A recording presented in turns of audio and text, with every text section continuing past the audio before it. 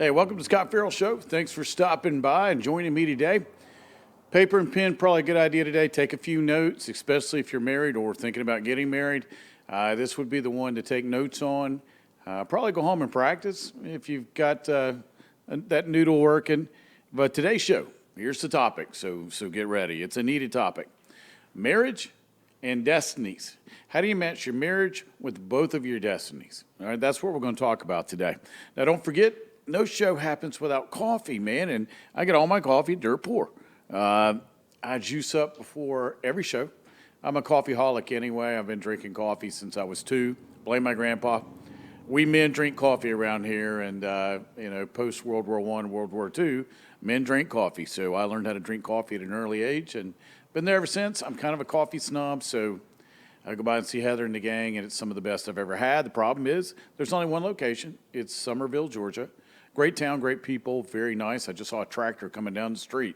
That tells you what kind of a community it is, which for me, that's home.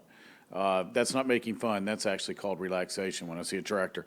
But great place, good food, muffins, man, and they have cheese straws. You only get those in the South if you go to a wedding, a family reunion, and a funeral. She makes them all the time, and she also has sausage balls on occasion. And some of the best muffins I've ever had, so dirt poor is where you want to be if you're in the Menlo or Chattanooga or Summerville area of Georgia. All right, let's get with it. You married? You're not married? You think about getting married? You don't want to get married? You hate married people? You need to go to marriage therapy? What is it? Nobody, at least I hope nobody, well, Kim Kardashian I think did. Nobody really gets married to get divorced. What did Sam Kinison say one time? He said, instead of getting married, I think what I'll do is I'll pick a random lady out of a crowd, give her a house every 5 years. Told you a lot about Sam Kinison's programming and a lot about his philosophy on marriage. And he did end up giving that house away, I think, to his ex-wife. When he passed away, I don't know if he was married or not. Funny guy, troubled guy, but I liked him in movies. He was pretty funny in Back to School. Was he right? Yeah, if you don't get your stuff together and you don't align and you're not on the same page, yeah, you're going to give that house away every 5 years. But why would you want to do that? Marriage can be the best thing that's ever happened to you or the worst thing, living hell, that you could ever march through here on earth. You get to choose. Saw a little meme yesterday on Instagram. It said, women get married and are raised out of poverty. Men get married and end up in poverty. Is that true? Well, if it's a divorce, sure, probably is. I got a lot of buddies that end up sleeping on a lot of couches after the divorce, and they would ride by and see their wives in the house, the cars, the kids, the trees they planted together. Toby Keith had a pretty good song. That's my wife. What's that? That's my car. Pretty funny song. I don't remember the name of it, but it did tell a good story. So if you don't want to get divorced and you do want to have a great marriage and you do want it to last and you don't want it to feel like purgatory, listen up. All right. I need you to be honest. So be honest right here. If you're married, 1 to 10, 1 being the lowest, 10 being the best, what's your marriage test out right now? If you had to rate it, don't run over and tell your spouse. Where's your marriage right now? Is it a 1, a 2, a 5? Is it a 10? I can't wait to get home. I love my wife. We're naked all the time. We just love each other. We can't be apart. Or do I look for every excuse under the sun to get away from my spouse? It reminds me, on the way to the studio, I've got about a 20-minute drive. Pretty drive right through the mountains. And there's this one group over here on the left. I'll never forget. It's in an old building. A bunch of guys. There'll be 1 car, 6 cars. It depends on the day. And apparently it's just a men's club to where they drink, hang out, watch TV. I used to think it was a shop. I'm like, they probably work on cars. And then I kept riding by, and I was like, well, they don't work on cars. I don't see them working on anything. Oh, it's the Get Away from Your Wife Club. That's what it is. See, I don't want that marriage. I don't want to look for reasons to go. Remember when I went back to see my cardiologist, he had retired. This was years ago. And I said, why are you back in the office, man? I thought you retired. He goes, well, my wife had other ideas. Apparently he got home, drove her nuts, and she sent him back to work. Much like me when I left teaching, I was used to getting up every day at 4, doing what I did, and then all of a sudden I was at home. And my wife threatened to have me killed. She's like, I can't take this. You're following me around the house. You're wanting to talk all the time. I got stuff to do. You need to figure out what you're going to do. Okay. So we got that handled. Now, let's talk about your marriage. 1 to 10, what was it? Okay. Honestly. Then I have to ask, because me being a pastor, I always ask people why they do this. Why'd you get married? Was it lust? Was it love? Was it to have a place to live, help somebody pay the rent, get away from someone, protection? I've heard them all. Just something to do that you thought would be fun, and you figured if you didn't like it, you'd get out of it. I mean, what was it? Now remember, we're trying to match destiny with marriage, because if you can do those two things, purpose, direction with marriage, that means you're two combined, you're intertwined, you're ready to go. If you can do that, you're going to make it. And let me ask you this question, and I tell every single person this. I've got a book coming out on dating pretty soon, probably later this year in 26. Did you make a list of characteristics that you wanted in your spouse or the person you were dating to become your spouse before you started dating? I recommend 50 to 100. I had 100 before I met my wife. What are they? I didn't put looks on my list. I always tell people looks will handle itself. However, characteristics won't. So what are you looking for in that next person? What are the characteristics? Did you write them down? Did you say, okay, I'm sitting across from him or her. They've got all 50. Okay, we can go on a second date, or we can go on a third date or a fourth date, and we can keep progressing, and we'll keep learning each other. So you got to start out with a it's like an auction. What's your lowest price you'll take? All right, that's where you start. All right, I got to have these 50 things, and then we can talk there. And I always tell people, and it happened to me too, once you get your list done, more than one person will show up. And that's what happened to me. I had several people show up. My wife just met the list the best. And I knew that if the list was correct, then God would condone me marrying her. So think about that. Then you got to think about what y'all discussed before you got married. I always tell couples, think of the 15 things that you're going to fight about, you're going to argue about, could tear your marriage apart. Go ahead and pre-solve those, pre-fight those out while you're not mad over a cup of coffee or tea, and just get it out. And then record it and say, all right, this was the issue. This is how we decided to solve this in a non-emotional, angry way. So when it comes up, we'll already just go to our sheet and go, this is how we solved it. And then you sign it, all right, legal document between the two of you, just an agreement, to make sure you don't rehash this argument because it's pointless. You already solved it, all right? So think about that.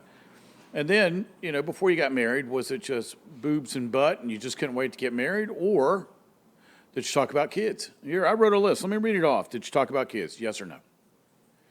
Some people get married to people that don't want kids, and then that's why they get divorced. No. Let's go ahead and talk about that beforehand. How about God? Is God real? Is he not real? Is the person a Satanist? Are they a witch, a warlock? Where are they on the spectrum of spirituality? Where is this? Does it match? Let me help you out. A Christian can't marry a Satanist. I've seen it happen. Agnostics and Christians sometimes get together. It never works out. Commonality, guys. Got to have some of that. All right, professions. What's your profession? What's his or her profession? Do they mesh? Does it match the characteristic list that you made? Now, remember, I'm going on an assumption right now that you're married or want to get married. What is it? I was reading a thing the other day. Women not to marry, don't marry women in these professions. I always like to read those because it was a woman that came up with this list. And hairstylist was one of them. I think that was like 15th. I've dated hairstylists. They were wonderful.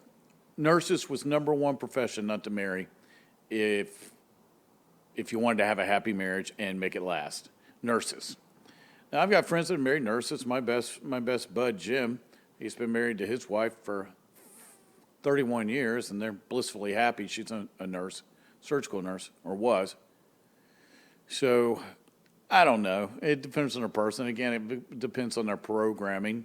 You make I could probably make that assumption about a lot of professions. That's up to you. All right. Parents, did you talk about parents? Parents can cause lots of problems in a marriage. I've heard more stories about second marriages than first marriages. And in my case, it was the second marriage. My first marriage, the parents loved me. I love them to this day. I think they're still the most wonderful people I've ever met. Her brothers, everybody, just great people. Second marriage, it was difficult. So you got to talk these things through because they do matter. Programming. Can never get away from programming. I hark on this all the time, but harp, not hark, on this all the time, but it's true. The two of you came from different backgrounds with different programming. What you did not have was a common communication system. You got to develop that. That's why we're told to leave and cleave with our spouse. We have to develop how we're going to communicate, how we're going to grow together, not apart, because we have to look at our programming in conjunction with our differences. What's different about me? What's different about you? What's different about her? Okay? I know what I want, and I read my old characteristic list, but there's always going to be things that we don't like about the person. Now, once we get through the honeymoon phase of blissfulness and love, we eventually see cracks. That's in every relationship. No relationship's perfect. Nobody walks your life flawless. Well, I like to tell my wife I'm flawless, but, that's a fantasy, and it's only mine. She makes sure I do know what the flaws are. But there are going to be differences. Again, write them down. A lot of people don't like to talk about this stuff. Why not? I'm a consultant. I go into a business and go, what's wrong? What's working, what's not? Let's fix what's not working. Let's maximize what is. What's our overall goal? Who we got to fire? Who we got to hire? What do we got to get done? It's not feeling-based. It's not emotional. It's just, you called me in here because you want to stay alive and make money. I'm here to fix it in a non-emotional, almost surgical-like way. Well, same thing with a relationship. Why are we here? What are our differences? What's great? What's not? Can the great override the not, or can we fix the not? It's a yes or no. You make a decision. Okay, we can fix this, or no, we can't, and then we part ways. It's yes or no, but it's best if you don't do that after you get married. You might want to try that before, and then you always have to evaluate, right? All right, if we're doing this, how are we doing now? How was I doing yesterday? How am I going to do tomorrow? I tell guys all the time, give your wife a reason to rehire you. Act like your job contract in marriage is 24 hours. And then every 24 hours, you have to re-up for the job and submit your resume. Based on your resume from yesterday, would that person choose to remarry you? And every 24 hours, think about having to resubmit your resume because you're reapplying for the job. What you want is this to be a no-brainer for your spouse and go, heck yeah, man, I ain't going anywhere. I love this person. This person loves me. They take care of me. They dote on me. Whatever it is, they're my best friend. They're my all in all. They're the person I talk to. They're the person I need. They're the person I want to hug me. Whatever it is, when you resubmit that, is it a no-brainer or do they step back and go, not really sure about it. You ain't been good yesterday. Oh, for the last year you haven't been very good. I don't know if I want to do this anymore. You don't ever want to hear that talk. You never want someone to come and go, this ain't working. I don't want you anymore. Get out. Yeah, it's not a lot of fun. All right, let me ask you this question because I wrote myself a bunch of questions. Rate this honestly. We're going to get to how to fix this, but rate this honestly. What's the driving element of your marriage? Okay, what's driving it? Is it love? Is it sex? Is it money? Is it comfortable hell? I've watched people exist in comfortable hell for 40 years. They're used to the discomfort. They're used to the arguing. They're used to the silence. They're used to the awfulness of the relationship. So they just endure it. Man, you got one shot at this. Why would you do that? Why would you just endure a relationship when you just sit and look over at night and go, man, why can't you die? People have told me this. I'm like, no, I'm not doing that. Man, my first half of my life as a kid was bad enough. I'm not doing that as an adult. So what is it? Are you just being lazy? Are both of you lazy in a relationship and too lazy to divorce? Is it pressure? Is it just a pressure-packed day? Or is it love and commitment? Only you can make that assessment. It's amazing what people will say when they know nobody's listening, when they sit down and talk to me and really honestly about their relationships. I'm like, so why'd you do it? Why do you put up with it? What are you going to do about it? What are you thinking about doing? What's the solution? And they'll always go, well, that's why I came to talk to you. Okay, what do you want? I'm always going to come back and go, what do you want? Do you want this to make it or do you not? I can suggest all day long. Being a pastor and being in the behavior game now 36 years. But I can't make you do anything. The only person who gets you doing things is you. What do you want? What's this going to look like? And then let me ask you this question. Because I had to write these down because I wanted to write down things people said to me. It doesn't do any good if I just create all this. I'm going off people what they say. Here was the question that really got me. What was the best part of your marriage? Was it the day you got married in the ceremony and the pomp and stance and the dresses and how great you looked and the cake and the feeling and all the romantic feelings throughout? Or is it the day-to-day every day? So was the best day of your marriage your wedding day? A lot of people say that. To me, it would be the first day you had kids, but what is it? Or is it now the day-to-day? You're so happy to still be married to this person, they're your best friend, and you just can't even fathom a day without them? Or do you get up every day and go, whew, got through that day, maybe they won't be here tomorrow? I've had people say that to me. Because you have to think, okay, are we engaging with each other on a daily basis, or are we existing with each other? We've done that in jobs. We've done that in social groups, sports teams. We can exist. We can exist in a body of people if we don't have to do anything. Or we can engage. Engaging is a whole lot more fun. In marriage, it's a lot more fun. Relationships, period. At work. See, what I'm saying today is going to work in every facet of your life, from your social groups, professional groups, at your job or profession, friendships, family. You have to have boundaries. You have to have a reason. You have to have something in it for you. What's in it for me and why should I? I ask people that all the time. If you give people those two answers, they'll stick around, and for a good reason. All right, so now we've looked at the state of your marriage. Let's look at how to do it. All right, how do I weave my marriage with my purpose, plan, direction, or what God put me on earth to do? Okay. When I wrote out my list, I wrote out characteristics, a lot that I didn't have. I have dyslexia. I have trouble reading, I always have. I needed somebody to read and write with me. I have to have somebody read my emails to me. So when y'all send in for the mailbag, sometimes I have to have them read to me. What they'll do a lot of times is take them, not the whole email, and they'll put them in sound bites for me on my card right here. They don't put the whole thing so I can read it. So I had to have somebody who could read better than me and have somebody who could write. Well, I married a professional writer, a journalism major from University of Georgia. Go Dogs. I have to say that every time I say that or I'll get in trouble. So I knew I had to have somebody who could do everything I couldn't. Okay, very social. I'm not. I'm kind of a recluse. I avoid crowds. I'm not very good in crowds. I am on the spectrum. I like to be alone. So I needed somebody hyper-social to be with me, or I'd never go anywhere. And I knew all these things about myself. I knew me. So I knew what I needed to pull me out of my shell. And so I had to go get that, and that was part of the characteristics. So you shouldn't go, okay. All right. So now I married you. Now, what could you go pro in? Because you want to know what your purpose, plan, direction is, or why God put you on the planet. What could you go pro in? What are you really, really ridiculously good at? What are 3 things you could go pro in tomorrow? Okay, so we had to look. My wife's a phenomenal writer. She ghostwrites for people. She writes treatments for TV shows.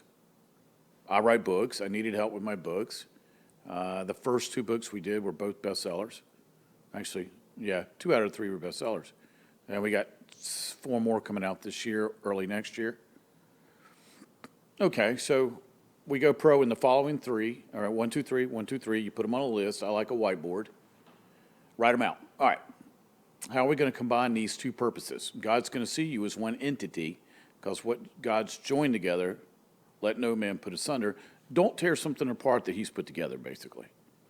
Because he's going to put you together based on characteristics, purpose, plan, direction. They're supposed to mesh. That's why you have to be equally yoked. I mean, I can go through all the quantum of that. But what is it you go pro in? And you sit and go, okay, what are my strengths? What are your strengths? What are my weaknesses? What are your weaknesses? Hopefully, You're married to someone that can pick up the slack on your weaknesses and amplify your strengths. That's why you do the list. That's why you do the characteristics. Because when you put the characteristics, a lot of times we'll list out what we're not good at. We got to have somebody that can fill in the gaps. I'm great at math. She's not. So I'm the mathematician and she reads. Pretty good fit because there was things I couldn't do. So you write them out. Again, don't be so insecure that you can't write out what you're great at and what you're not. I ask people all the time, I'll say, what are you great at? They might come up with one thing, maybe two. And I'll go, wait a minute, what are you great at? Now, I know mom and dad may not have showered you with praise or what you were great at or would love, but what are you great at? I'm sure somebody's told you that once, a teacher, grandma. Grandma's normally your biggest fan, mine was. But what are you great at? All right, what are you not great at? The people that have trouble listing their strengths also have trouble listing their weaknesses. A lot of times people are so insecure they can't talk about what they're not good at. My weakness list was longer than my strength list many years ago when I wrote it out. And I was like, wow, I got a lot of those. What am I going to do about that? Well, what can I change? What can I not change? Well, my reading's an issue. I'm not going to work on it. I'll just get somebody to read for me. Okay. What else? What else is? And you just sit down and go, You need some alone time with this because you got to sit and go, okay, I'm not great at that. I'm not great at that. Man, really bad at that. Yeah, I'm going to need some help with this. Now, I'm really good at this and this and this and this. So that'll complement this. See how you put this puzzle together? It's no different than a crossword puzzle, a puzzle that you've got laid out on the table, the kitchen table. Normally the place we always put those, or dining room table. And we go piece by piece by piece by piece. Outside edges first. I've seen marriages almost break up over how to do a puzzle. One starts in the middle, one starts on the outside. I'm an outside edge and then work in guy. It's very methodical. But that's how you do it. It's brick by brick by brick. Okay, you're great, I'm weak in this.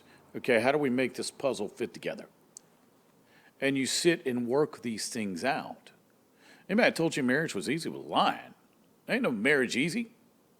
Here's the thing with marriage. You get up every day and you find a reason not to get divorced.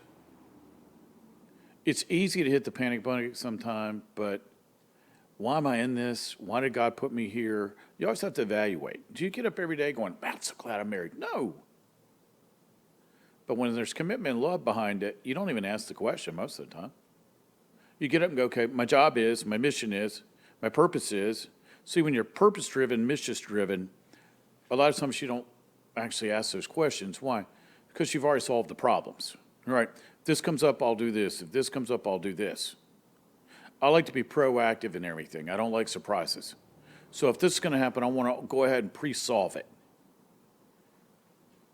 Doesn't that make sense? I do that with my company. I do that with everything. And then you have to sit and go, okay, where are we from a doctrinal standpoint? God real, not real. Jesus real, not real. Holy Spirit real, not real. What do I believe in? What do I think? What do I feel? What do I know about the ether? What do I know about the quantum? What's it all mean? I've seen people get married that did not have the same spiritual philosophy. And I think every time I've seen that, I've seen nothing but misery. They don't always get divorced. They will come to me as a pastor and complain. But I'm like, well, why did you get married? Well, I felt lonely. Well, I didn't think I could find anybody else. It's never about love. I've yet to hear anybody talking to me.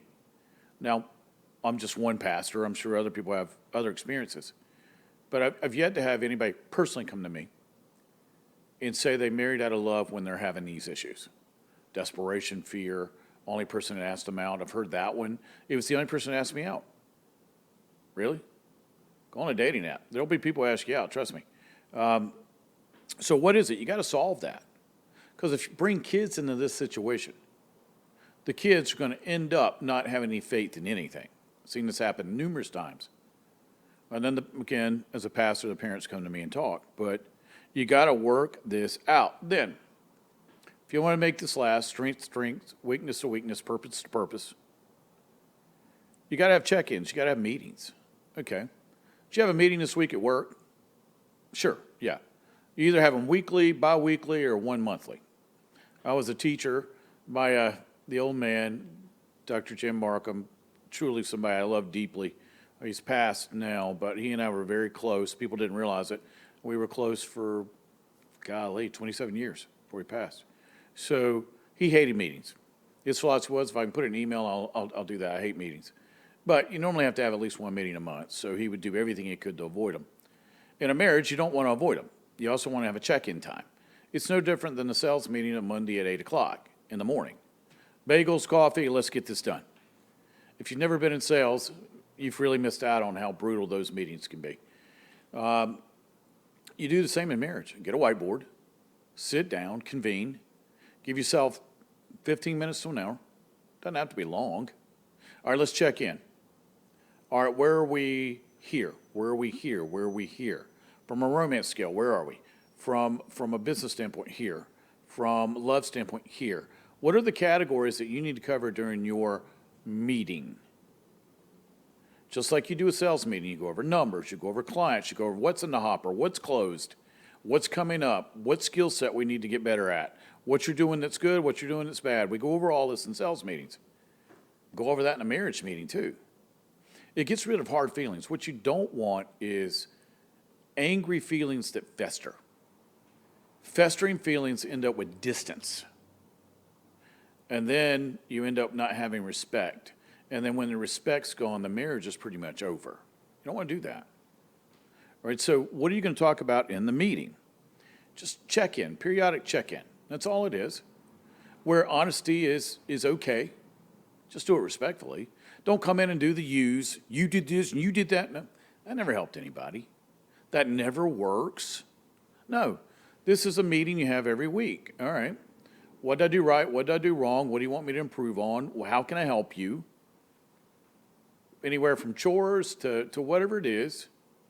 Because your goal is harmony, peace, love, and your purposes intertwined, which means if your purposes are intertwined, you're going to be together a lot.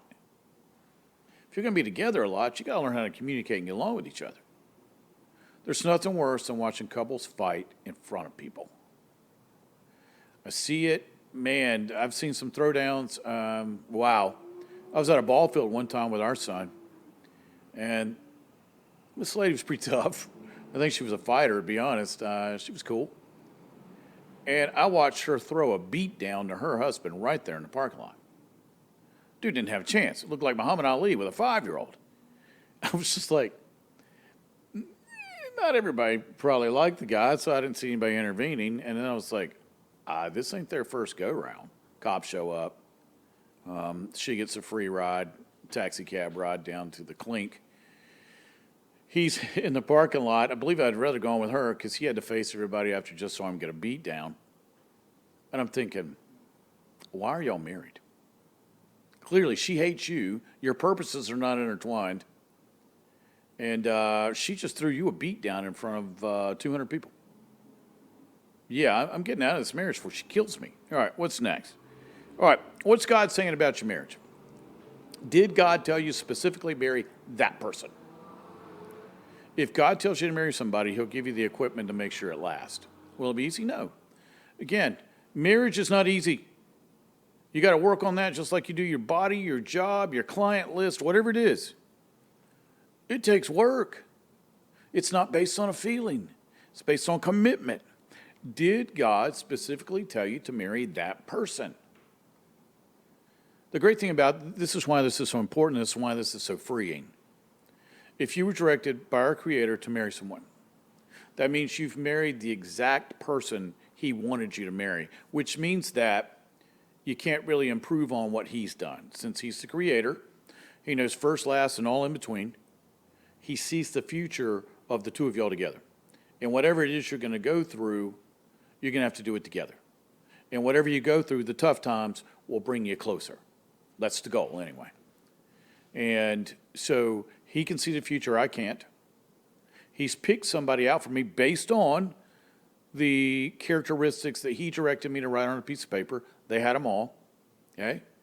So now that I know that he directed me to marry this person, it's kind of fruitless in the relationship to fight, fuss, and argue because I'm stuck with this person because if God put me with this person and lined it up perfectly for me, then disagreement's probably a waste of time, so we better get to the solution pretty quickly.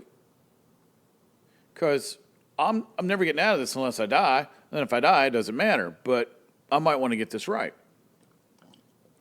Feel free to take a drink of coffee now. But you got to get this right. Next. How many times do I have to say this when I'm almost blue in the face, ain't it?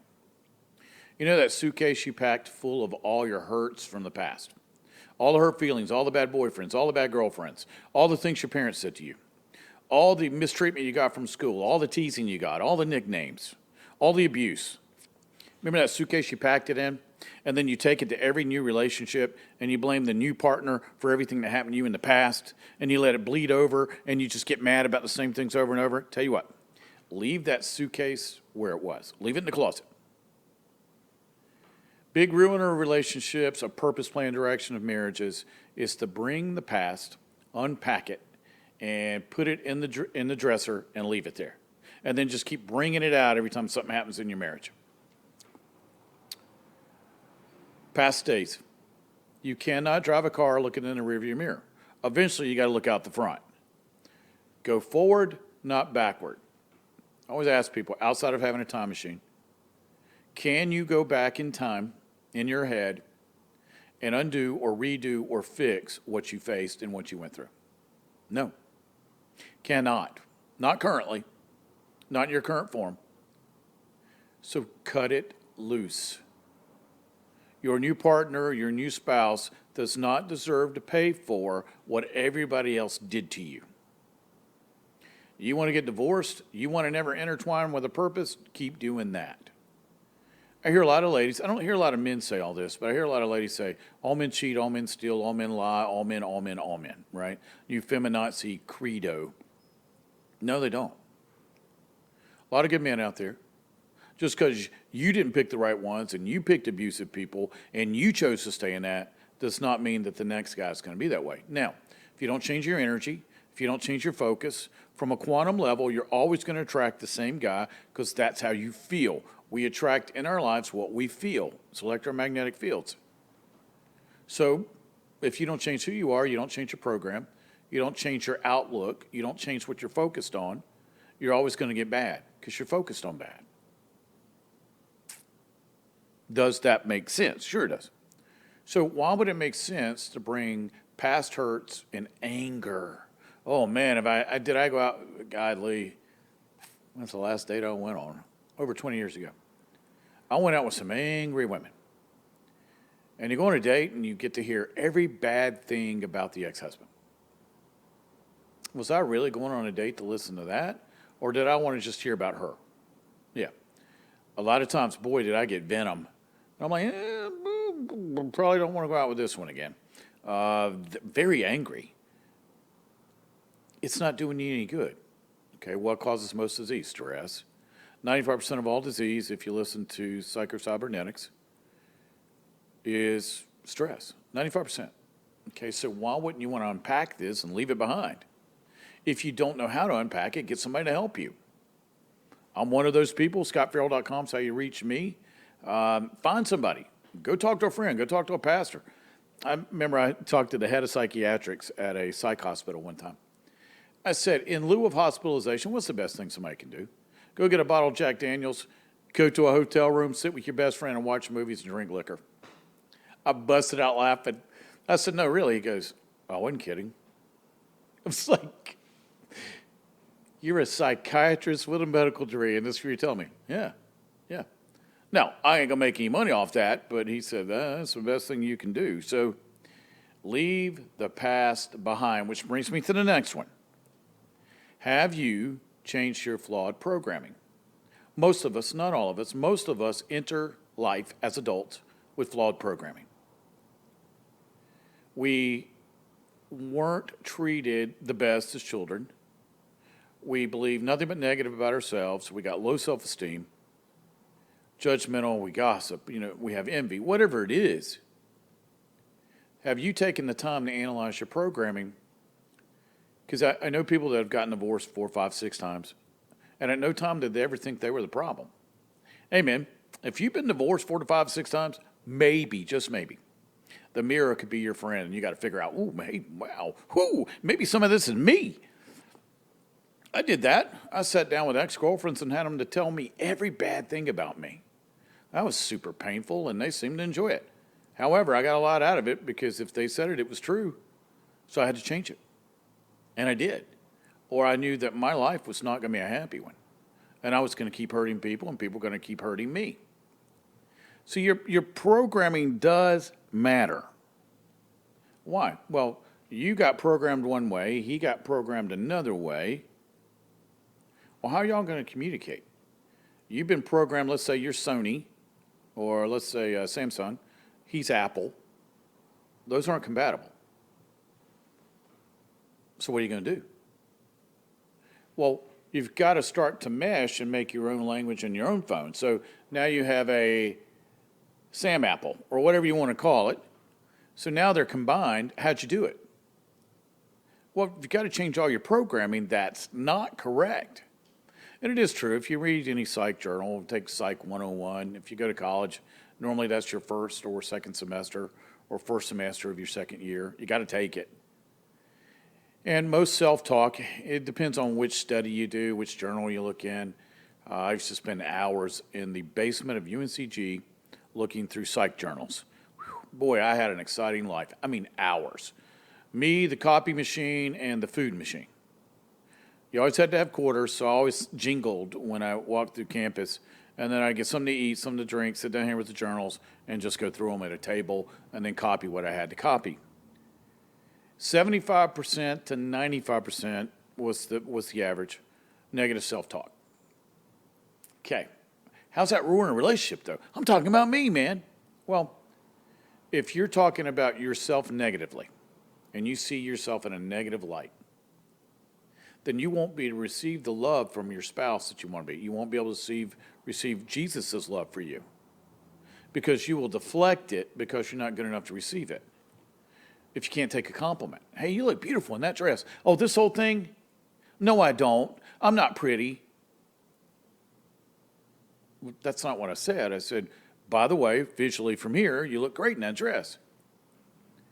People with low self-esteem get tiring really fast because regardless of what you say to them, they can't receive the love, the validation, the appreciation, and they'll deflect it out. I'm not worthy. Leave me alone. That's not any fun, man, because you can never, ever receive what you've been looking for. You want X, but because of the way you feel, the way you're programmed, you can't receive it. Well, I thought you said you wanted this. Well, you can't have this if you keep doing that. I don't know about you, but have you ever been anybody with low self-esteem or flawed programming, or maybe they fly off the handle, they get angry all the time? Anger's not genetic. It's learned. All behavior's learned. All of it's learned through observation. You don't inherit an anger. You don't inherit these things. You perform them. You saw them perform, so now you're performing them. It's like going through Lee Strasberg's life course. Strasberg taught a certain method actors how to do certain things. That's kind of how we live out life sometimes if we don't change our programming. If you have to, look up Lee Strasberg. He was in The Godfather, if you want to know what he looks like. Said to be one of the best acting coaches ever. He taught a certain method the way he did this. But the method matches how we go through life if we don't change. You'll have to look it up. Just look it up on Wikipedia. And it outlines his method.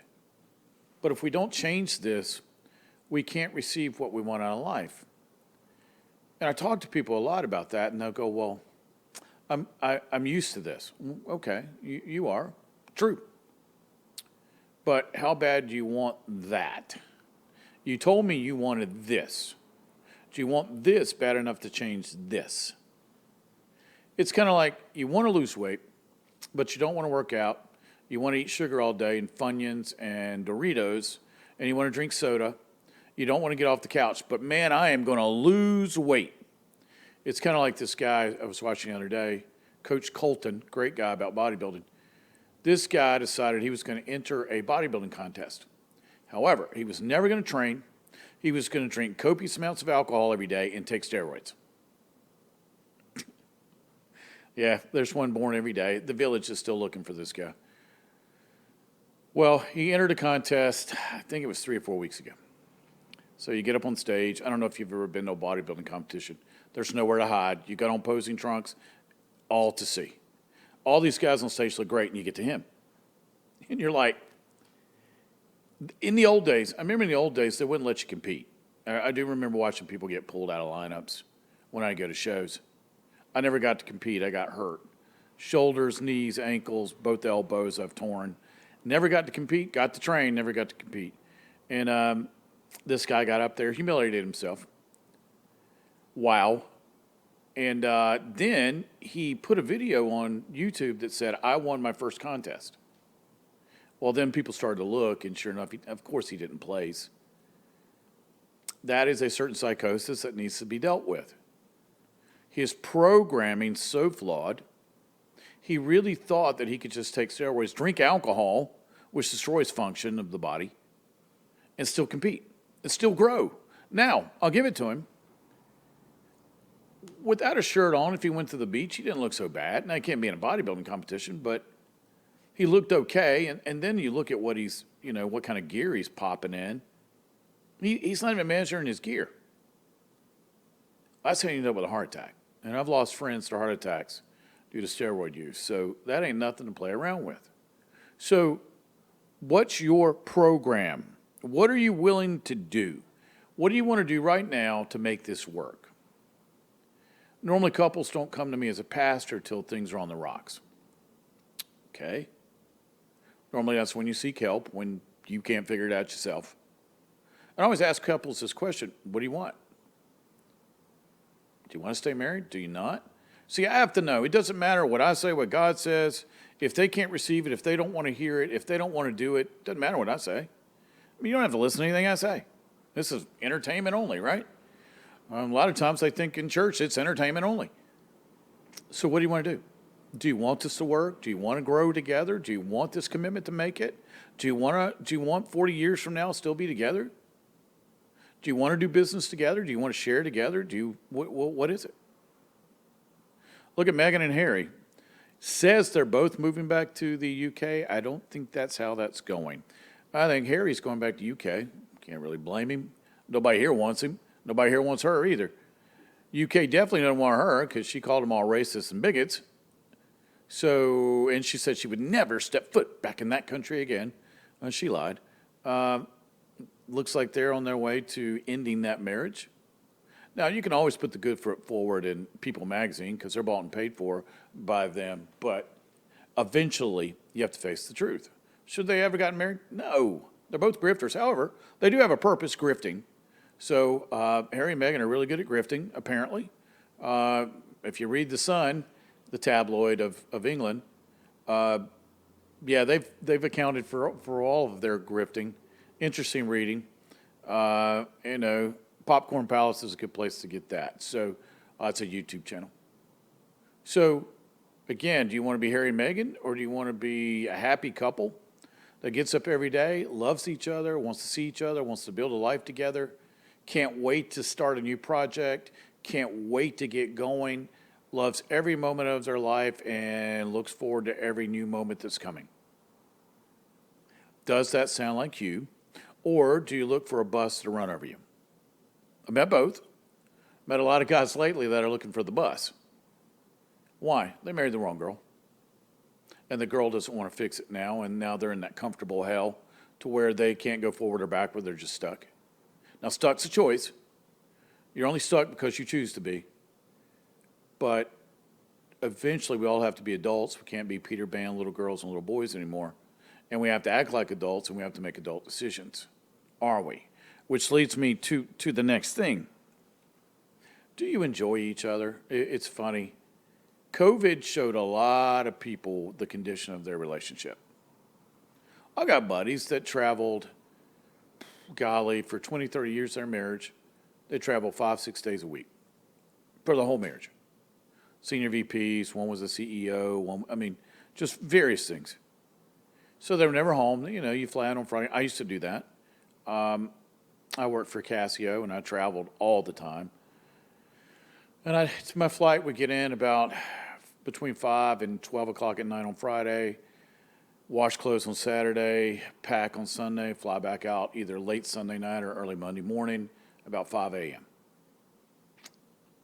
It's hard to disagree when you only have 24, 48 hours together on a weekend, and that's the only time you see each other, so it's a holiday. You see the kids. But then you go forward, like COVID, and all of a sudden, there aren't any flights, there's no travel, there's no business to go do, it's all by phone now. And now we are forced to stay together. I remember the video of Bill and Hillary Clinton, and people, we know what Bill's done, come on, let the elevator go to the top. And there's a video of Bill and Hillary, and Bill's sitting here and Hillary's here, and she's just yammering on about something. And it's like somebody wrote underneath, Bill, blink twice if you need to be freed. You can do it, blink, and we'll come get you. What are the emergency signs of being abused? And it's hilarious. And they're like, maybe he doesn't need jail. He's already had to be married to Hillary. And then he was stuck with her in the house during COVID the whole time and couldn't get away from her. Wow, I think I'd rather do prison time. Send me to San Quentin. Don't leave me there with her. It was funny, though, because his eyes are wide open. He looks panicked. Bill, blink, blink. Let us know you're okay. Same thing here. Do you like to be around each other? If the whole world fell apart, you don't have any friends, is that the person you want to spend time with? Can you do 24/7 with this person? And you act like none of the world even exists. You got to ask those questions. Eventually, people do retire. Eventually, people do get off the road. Eventually, schedules change. You could be a cop that's working third shift and go to day shift. That shifts everybody else's schedule. Everybody has to adapt. Kids, spouse, family, teachers, schools. Everybody has to adjust to your new schedule. I remember one of my mentors, he traveled every week. And he said every time he went home, he lived in California, he had to recalibrate his relationship with his wife. She'd been in charge all week. She was an A, he was an A, type A personality. And they had to recalibrate their relationship when he got home because it had to kind of transition, it had to mold, it had to adjust. Sometimes they ended up in an argument. Got kids. Don't upset the apple cart. We've got our schedule. Don't you walk in and try to change it. That takes some finesse and that takes some working together because if you don't like each other, you don't like working together, and you can't stand to be in the same space with each other, that ain't much of a marriage anyway. I watch people do it every day. I run into them every single day. I sit and analyze it and go, I don't want to do that. That's not any fun. Again, I got one whack at this, and I'm already in my 60s. I don't want to just tolerate somebody. Or you're sitting there in your easy chair and you watch TV, you look over and go, if you were on fire, would I put you out? I make jokes because I've heard people say this. I'm like, hey, man, you just said that out in public. Does your spouse think about when you get to Grand Canyon pushing you over the side? I remember I was in North Carolina, back when I lived in North Carolina, I grew up there. And I think these people were on Black Mountain. Maybe it was Boone. And this guy took his wife and her best friend up, and they went hiking. Okay. 3 up, 1 down. Well, they came down a whole lot faster than he did. Apparently, he had planned, he hated the best friend and hated his wife. He got him to walk up to the railing, and he threw them both over. Like nobody was going to figure that out. He said they failed.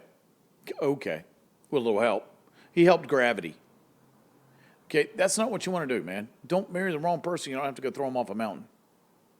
That's an extreme case of what to do.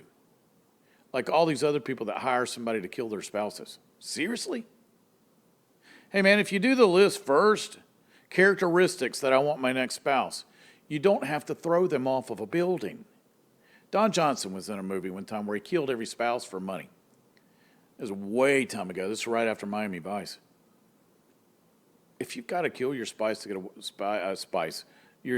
away from them, you married the wrong person. Again, this is about building purpose and destiny into your marriage, not having to figure out ways to have a hitman get rid of them.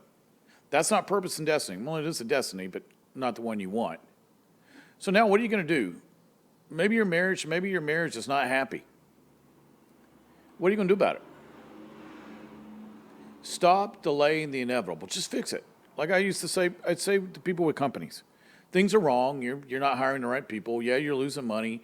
All these areas need to be improved. Are you going to improve them? I had a TV show.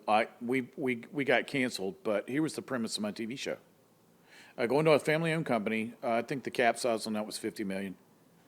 And we decide sell, fix, or divest somebody, right? So senior VP and the CEO are brothers or sisters, and look at the Bus family and what they're going through with the Lakers right now. All right, that was the kind of show I was doing, to where I went in and fixed it, or everybody sold and said, goodbye, we hate each other, or we fix it and love each other.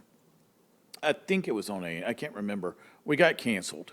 About the same time, it was Business Impossible. What's the original name?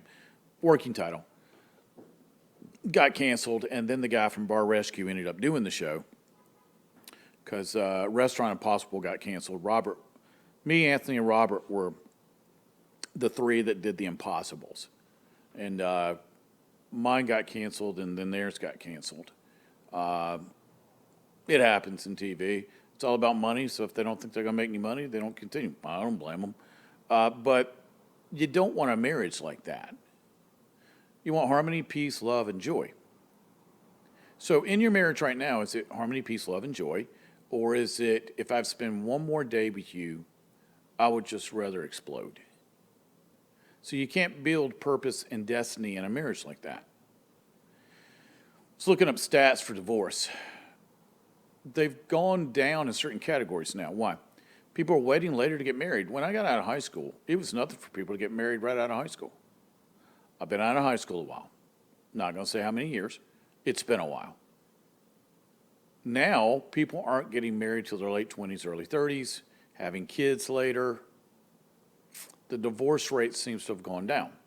Why? A myriad of things. I could read the article to you, but I don't like to read to people. But you've got to make the decision yourself. They made theirs, you make yours. I want a marriage that lasts forever, and I want my destiny and purpose to match my spouse's. That's what you have to decide. All right, how are we going to do this? How are we going to work it out? Are we willing to do what it takes to make all these boxes checkable? God wants you to. Here's why. You're hard to defeat by Satan if you're joined. Well, God's joined. From a quantum standpoint, you're one organism now. Satan can't compete with that if you match your destinies and your purpose.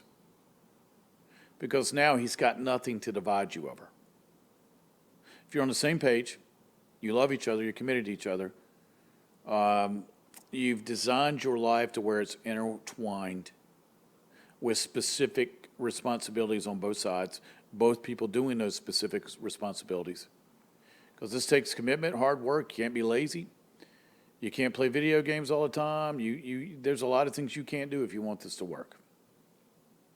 That's up to you. All right, let me get a couple mailbag questions, and we'll get to it. All right. Got a little carried away on that, but I felt like I needed to address it. All right, scottferrell.com is how you reach me. Show at scottferrell.com is how you send me mailbag questions. All right. Let me see. I got 3 here. I may have to save some for next week. All right. Sherry from Tennessee. This one looks like a pretty good one. I've reconnected on social media with my old boyfriend from high school, who I deeply loved, but who dumped me mercilessly. Wow. He has asked me to go on a get acquainted weekend with him. Do you have any advice for me? Hey, man, don't let him shoplift the pootie. Hey, man. Okay, we liked each other in high school. Cool. I loved a few girls in high school. I'm actually still in touch with them. No, we didn't get married. No, we shouldn't have gotten married, but they're lovely ladies. Here's the thing. You're not the same people any longer. The person that loved this guy no longer exists. You changed. I'm assuming this is in 40s or 50s here. So probably, doesn't say it, but probably married, remarried, divorced, probably both divorced now. How about coffee? Hey, man. I would never email a girl, and go, oh, by the way, I loved you. You loved me in high school. Let's go spend a weekend together and have hot sex. What? No. How about me as a person? No. Okay, so coffee, get to know each other. Do you even like who he is now? Does he like who you are? Be honest. You're not 15 anymore. I always have to do this all the time. There's one girl on social media. When I was in high school, I had a crush on her. I don't even think she, to this day, knows I'm alive. But when I see her photo on Facebook, I feel 15 again. And then I go, wait a minute. I'm in my 60s. Those feelings don't even make sense anymore. You have to do that because we romanticize the past a lot of times. Romanticize that love from high school. And you just said this person mercilessly dumped you. Now, hopefully he's not the same person. There's not enough words to describe how much of a jerk I was. Not the same person anymore. So maybe he's changed. But a weekend of hot sex ain't going to solve that. What will solve that is sitting down, making out your list of characteristics you want in the next person, and over a cup of coffee, getting to know the person. Hey, what you been doing the last 40 years, 30 years? You got any kids? What was your spouse like? What are you doing now? What's your profession? Where do you live? Man, the sex can wait. I need to know who you are as a person. All right, let me get to one more. Fred from Alaska, this one cracks me up. I'm 16, a small community. What do I do to meet girls? Move. Hey, man, if you're in Alaska, just do a map. I drew a map one time. I took a line and I drew an arrow down to the mainland of 48 states, and I went, girls, right here. Girls are down here. If you're in Alaska, good luck. Have you seen all the shows about, 16-1 guys to girls? And they do dating games and stuff with it. But move. When you turn 18, hit the mainland, bruh, if you want to meet girls. Chances are you've met all the girls in your area, all 6 of them. You probably go to a school where your graduating class was 7. Move, get on a dating app and move. It's just geography. Probably a cool kid. A lot of ladies probably like to go out with you. There's just ain't anybody there to date. So it's called U-Haul. Put your stuff in there. Down the highway. Get on a plane. Go somewhere. All right, so I make joke about that, but sometimes the only answer is to move. All right. ScotFerrell.com is how you reach me. What do? We do small cap companies, consulting, and we help individuals get their lives together. Our slogans is, if you got a problem, we got an answer. We'll get it together. It's a team effort. It's not me. It's not you. It's both of us. We figure out how to fix those things, and we go from there. All right, if you haven't liked and subscribed, please do. Helps us in the algorithms. All right, tell everybody how much you love them, and have a wonderful week, and I'll see you next time. Take care.